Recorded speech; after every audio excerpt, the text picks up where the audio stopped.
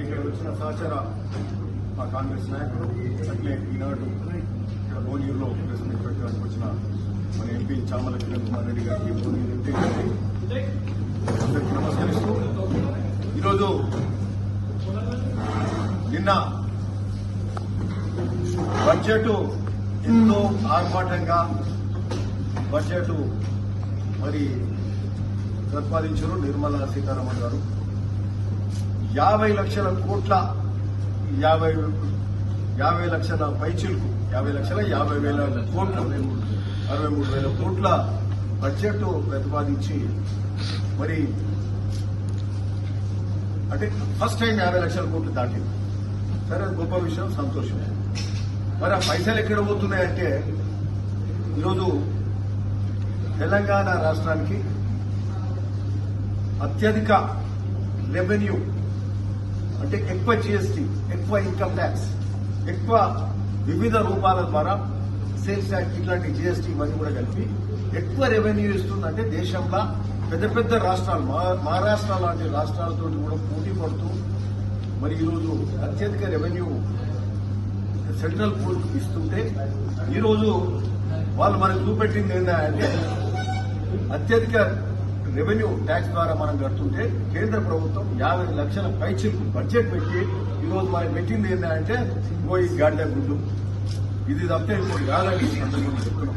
ఇది నిజంగా ఈరోజు మా ముఖ్యమంత్రి గారు రాష్ట్ర నాయకత్వం అంతా కూడా ఈరోజు ఇక్కడ అంబేద్కర్ స్టాచ్యూ దగ్గర ఈరోజు ధర్నా కూడా చూపించింది. మొదటిసారి ఇది ఎందుకంటే చాలా ఆశ్చర్యకరం.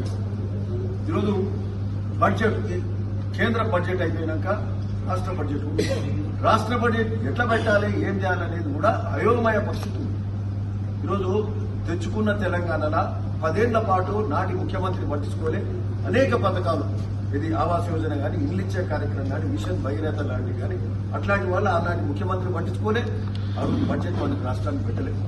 ఈరోజు మన ముఖ్యమంత్రి గారు రేవంత్ రెడ్డి గారు పదే మన ఎంపీలు కానీ చామల కిరణ్ కుమార్ రెడ్డి గారు ప్రతిసారి మంత్రులను కలుస్తూ మాకు నిధులు పెట్టండి. ఆ రోజంటే అడగలేదు, మీరు పెట్టలేదు. కేసీఆర్ సరే అహంకారం, అడిగేటోడు కాదు, అడగలేదు, పెట్టలేదు.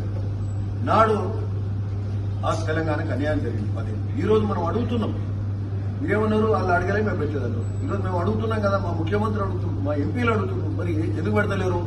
అత్యధిక రెవెన్యూ ఇచ్చే కార్యక్రమం మేము మరి తెలంగాణ రాష్ట్రం చేస్తుంటే, ఒక ధనిక రాష్ట్రం చేస్తుంటే ఈరోజు ఈ రాష్ట్రానికి మీరు అంతకుముందు పోయిన ఆయన అప్పులు పాలు చేసిపోయాడు.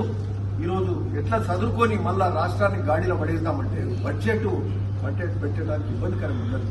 ఈరోజు దాదాపు 14 లక్షల కోట్ల రూపాయలు అంటే డిఫెన్స్ బడ్జెట్ కానీ, ఇతర రైల్వేస్ కానీ, ఇతర అన్ని బడ్జెట్లకు అన్నిటికీ ఎంప్లాయీస్ కానీ, శాలరీస్ కానీ, వివిధ కార్యక్రమాలకు పోయినాక మనకు 14 లక్షల కోట్లు రాష్ట్రాలకు వస్తే మనకు 28,000 కోట్లు, 25,000 కోట్లు అందాజగా చెప్తున్నారు. అంటే 2.1% మనం ఇచ్చేదేమో దాదాపు 4-5%, 5% వరకు. మనం ఇచ్చేది డబుల్ ఇస్తే మనకు ఇలా సగం కూడా ఇస్తుంది. అంటే ఎలక్షన్ పోయే రాష్ట్రాలకు మాత్రం బీహార్కేమో 1,00,000 పైచిలు కోట్లు ఇస్తాం, ఉత్తరప్రదేశ్ కు దాదాపు 1,50,000 కోట్లు ఇస్తాం.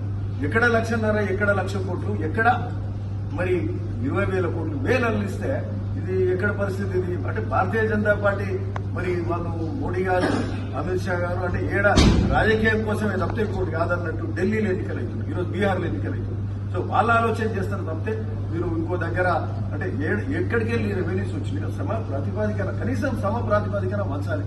ఆ సమ ప్రాతిపాదిక అనేది లేదు. దేశమంతా ఒకటిగా చూడాలి.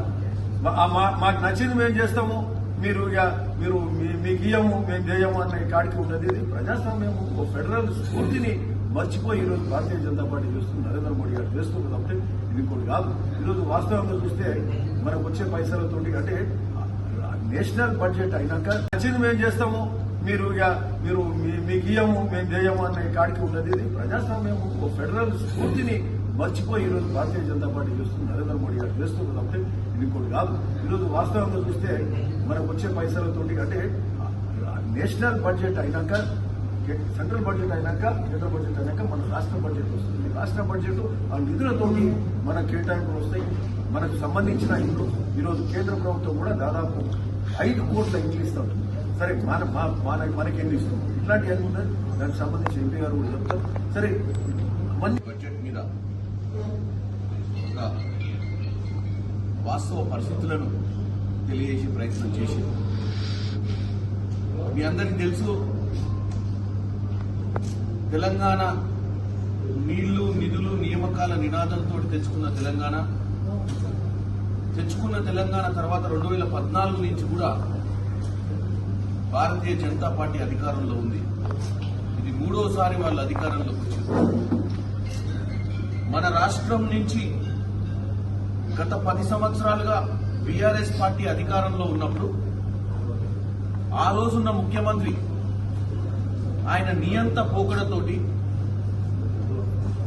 నరేంద్ర మోడీ గారిని వారి మంత్రుల్ని ఏ రోజు సంప్రదింపులు జరపలేదని, ఏ రోజు కూడా మ్యాచింగ్ గ్రాంట్స్ 40% మనం పెడితే 60% సెంట్రల్ గవర్నమెంట్ పెట్టుబడులు పెట్టి చాలా రాష్ట్రాలకు నిధులు పంపించినటువంటి పరిస్థితి ఉంది సెంట్రల్ గవర్నమెంట్. కానీ మన రాష్ట్రం నుంచి ముఖ్యంగా మనకు పట్టణాలు ఎక్కువైనాయి. భువనగిరికి పట్టణం అయింది, ఆలేరు పట్టణం అయింది, అటు పోతే పోచంపల్లి మున్సిపాలిటీ అయింది, ఇట్లా మోత్కూరు మున్సిపాలిటీ అయింది. ఇలా చాలా మున్సిపాలిటీలు అయినాయి.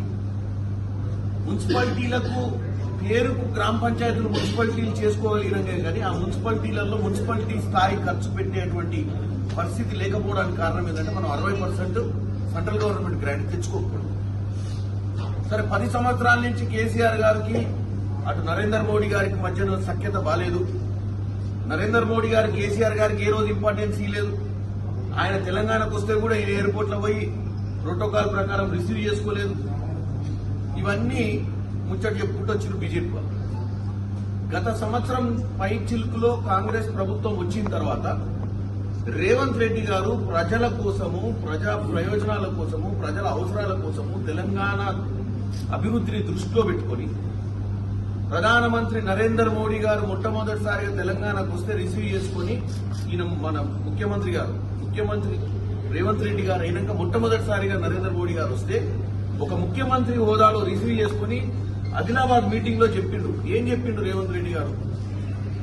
అయ్యా, మీరు ప్రధానమంత్రి, భారతదేశానికి ప్రధానమంత్రి, గుజరాత్ మోడల్ అని మీరైతే గొప్పగా చెప్పుకుంటున్నారో ప్రపంచవ్యాప్తంగా పోయి మన తెలంగాణను కూడా గుజరాత్ మోడల్ లెక్క చేయాల్సిన అవసరం ఉంది. ఇక్కడ కూడా వ్యాపారవేత్తలను అదానీలు అంబానీలుగా తీర్చిదిద్దాల్సిన అవసరం ఉంది.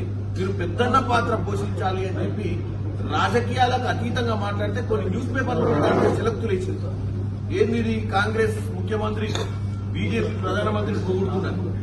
కానీ రేవంత్ రెడ్డి గారు కేవలం మన రాష్ట్రం మంచి కోసం, మన రాష్ట్రానికి ఈ సంవత్సరమైన ఈ బడ్జెట్ లోనైనా న్యాయం జరుగుతున్న ఉద్దేశంతో గత సంవత్సరంలో మీ అందరికీ కాపీ షేర్ చేస్తాం. గత సంవత్సరంలో రేవంత్ రెడ్డి గారు ఢిల్లీలో minister of commerce industries, minister of home affairs ఇట్లా తీసుకుంటూ పోతే దగ్గర అన్ని మంత్రిత్వ శాఖలకు మొత్తం మీద 57 అంశాల మీద ఏ డేట్ రోజు రేవంత్ రెడ్డి గారు ఈ మంత్రుల్ని కలిసిర్రు, ఏ అంశం మీద రేవంత్ రెడ్డి గారు రాష్ట్రానికి రావాల్సిన నిధుల గురించి వాళ్ళని అడగడం జరిగింది. ఎందుకంటే ఇప్పుడే అన్న చెప్పిండు ఎమ్మెల్యే గారు, మన విభజన హామీల ప్రకారం 2014లో విభజన జరిగినప్పుడు ఇస్తా అన్న హామీల మీద పోరాటం చేస్తూనే తెలంగాణ రాష్ట్రం నుంచి ఇలా 5% భారతదేశంలో ఉన్నటువంటి జీడీపీకి తెలంగాణ రాష్ట్రం నుంచి 5% వాటాదారులుగా మనం ముందుకొచ్చినాము. అంటే 5 చిన్న రాష్ట్రమైన మొదటి స్థానంలో ఉన్న మహారాష్ట్ర మనకంటే 200 పైనుండి 8-9%, 12-10% ఉంది. 8%, 9%. మనకంటే 3% ఎక్కువ ఉన్నటువంటి రాష్ట్రాల నుంచి కూడా 8-9% ఉంటే మనం చిన్న రాష్ట్రమైన 5% మనం పార్టిసిపేషన్ ఈ రోజు ట్యాక్స్ రూపంలో సెంట్రల్ గవర్నమెంట్ బడ్జెట్ కి మనం జీడీపీ మనం చేదోడుకున్నాం. మరి అలాంటి పరిస్థితుల గత 10 సంవత్సరాల నుంచి మనకు వచ్చినాయి రాలే. ముఖ్యంగా నిన్న నిర్మలా సీతారామన్ గారు మాట్లాడుతున్న సమయంలో మీరు క్లియర్ గా చూసినట్టయితే నిర్మలా సీతారామన్ గారు మాట్లాడుతూ ఒక బడ్జెట్ గురించి మాట్లాడినట్టు కాకుండా ఓ ఎన్నికల ప్రక్రియలో మేనిఫెస్టో పెట్టినట్టే ఉంది ఆమె. నిర్మలా సీతారామన్ గారు బడ్జెట్ పెట్టినట్టు లేదు, ఎన్నికలలో హామీలు ఇచ్చినట్టుంది. ఎందుకంటే వాళ్ళ దృష్టి అంతా 2-3 రోజులలో జరగబోయేటువంటి ఢిల్లీ ఎన్నికల మీద, ఈ సంవత్సరంలో జరగబోయేటువంటి బీహార్ ఎన్నికల మీద ముఖ్యంగా ఫోకస్ కనపడ్డది. రెండోది 18వ లోక్సభల 240 సీట్లు వచ్చిన బీజేపీకి బీహార్ నితీష్ కుమార్, ఆంధ్రప్రదేశ్ నుంచి చంద్రబాబు నాయుడు తప్ప వేరే వాళ్ళు కనపడతలేరు. ఈ బడ్జెట్ కానీ ఈ రాజకీయం కానీ కేవలం 18వ లోక్సభల వాళ్ళ స్థానాన్ని కాపాడుకోవడానికి ఈ బడ్జెట్ పెట్టినట్టుంది తప్ప, ఈ బడ్జెట్ లో మరి మనం వాటాదారులము, మనం దగ్గర మీకు 1,63,000 కోట్లు మనము అడుగుతున్నాం. దేనికోసమో మీకు తెలుసు. మనం ఇవాళ మెట్రో పెంచుకోవాల్సిన అవసరం ఉంది హైదరాబాద్ నగరంలో. ఇవాళ మనందరికి అవసరమైనటువంటి RRR ని వేసుకోవాల్సిన అవసరం ఉంది. ఇవాళ రేడియల్ రోడ్స్ వేసుకోవాల్సిన అవసరం ఉంది. ఇవాళ మనకు గోదావరి జలాలు ఉస్మాన్ సాగర్ లో తీసుకొచ్చి మన దగ్గర ఉన్నటువంటి మురికి నీళ్లను దూరం చేస్తూ మల్లన్న సాగర్ నుంచి ఒక 5,000 కోట్లతోటి మనము మన ప్రాంతం భువనగిరి ప్రాంతాన్ని మనం సస్యశ్యామలం చేసుకుని రైతులందరికీ మంచినీళ్లు అందియాలని గోదావరి జలాలు అక్కడ తీసుకుపోదామని చెప్పి ఈ ప్రపోజల్స్ కూడా మనం అర్బన్ డెవలప్మెంట్ మినిస్టర్ కట్టర్ గారికి పెట్టాం. మూసీని ప్రక్షాళన చేసుకుని హైదరాబాద్ నగరంలో ఉన్నటువంటి ప్రజలు, మూసీ పక్కన ఉండే వాళ్ళందరి జీవితాలు బాగా కావాలా, చుట్టుపక్కల ఉన్న వ్యవస్థలన్నీ బాగా కావాలన్న ఒక ఆలోచనతోటి మూసీ ప్రక్షాళన కోసం కూడా నేను అన్న కూడా మన ఈ మధ్య పోరాటం చేసి ఉమ్మడి నల్గొండ జిల్లా నుంచి. ఎందుకంటే వాళ్ళ మురికి మన మీద పడి మన రైతులు పండించే పంట అమ్ముకోలేని పరిస్థితులు ఉన్నాం. ఈ సంవత్సరమైనా దాన్ని 100% టెండర్లకు పోయి ఈ సంవత్సరం ఆ ప్రక్రియ కంప్లీట్ చేద్దామన్న ఆలోచన ఎందుకు వచ్చిందంటే, రోజు కేటీఆర్ ముత్తుకుంటుండే ఏమని, ఢిల్లీకి మా ఉరుకుతాడు అంటే రేవంత్ రెడ్డి 25 నిమిషాలు ఢిల్లీకి పోయిందని చెప్పి మన 20 నిమిషాలు ఢిల్లీకి ఎందుకు పోయినాం? తెలంగాణ ప్రయోజనాల కోసం పోయినాం. ఈ 47 ఇవన్నీ మీకు పంపిస్తాను నేను. ఎందుకంటే ఈ ప్రెస్ మీట్లు ఇవన్నీ చదవడం ఎందుకని చదువుతలేదు. దీంట్లో ప్రతి కాలంలో ఎప్పుడు ముఖ్యమంత్రి గారు ఆ మంత్రిని ఏ డేట్లో కలిసినో కూడా హైలైట్ చేశారు. ఎంత అమౌంట్ కోసం మనం అడిగినామనేది కూడా హైలైట్ చేసినాం. టోటల్ గా 1,68,000 కోట్లు మనకొస్తే మనకు తెలంగాణ బంగారు తెలంగాణ అవుతుంది. మన తెలంగాణలో ఈ నిరుద్యోగం నిర్మూలన అవుతుంది. మన తెలంగాణలో ఈరోజు మీరు మన చూసిర్రు, తెలంగాణకు 1,78,000 కోట్లు అందాల మన రేవంత్ రెడ్డి గారు పోయి దావోస్ నుంచి తీసుకురావడం ప్రయత్నం చేశారు.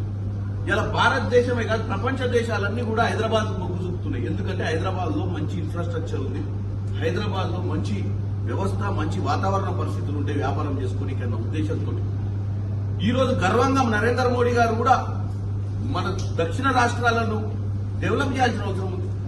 ఇవాళ మన రాష్ట్రంతో పాటు ఏదైతే ఉత్తరప్రదేశ్, బీహార్ ఇంకా ఉన్నటువంటి రాష్ట్రాలు గుర్తుపడుతున్న ఉత్తరాఖండ్, ఇట్లాంటి రాష్ట్రాల మీద ఉన్నటువంటి మమకారం, ప్రేమ మరి తెలంగాణ పక్కన ఉన్నటువంటి కర్ణాటక, తమిళనాడు మీద చూపించకపోవడం చాలా విచిత్రంగా ఉంది. ఎందుకంటే 3వసారి ముచ్చటగా ఆయన ప్రధానమంత్రి అయితే భారతదేశం మొత్తం డెవలప్ కావాలని